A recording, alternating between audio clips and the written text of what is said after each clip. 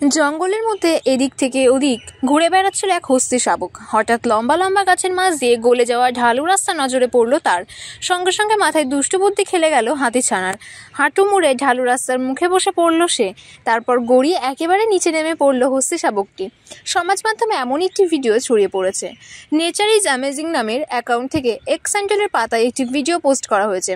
সেই ভিডিওয় দেখা গিয়েছে যে হাঁটু মুড়ে বসে জঙ্গলের ঢালু রাস্তা দিয়ে স্লিপ খেয়ে গড়িয়ে যাচ্ছে এক হস্তি শাবক। গড়িয়ে নিচে নামার পর ভারী খুশি সে। তবে এই ভিডিওটি পুরনো বলেই জানা গিয়েছে।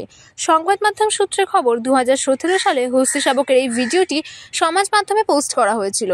চীনের ইউনান প্রদেশে একটি হস্তি সংরক্ষণ কেন্দ্রে এই হস্তি শাবকটিকে উদ্ধার করে আনা হয়েছিল। সেখানকার জঙ্গলে খেলাধুলা করার সময় এই মুহূর্তটি ক্যামেরাবন্দি করা হয়েছিল। আবার নতুন করে সেই ভিডিওটি সমাজ মাধ্যমের পাতায় ছড়িয়ে পড়েছে। তবে ভিডিওটি দেখার পর নেটাগরিকদের অধিকাংশ তা ভালোবাসার চিহ্নে ভরিয়ে দিয়েছেন।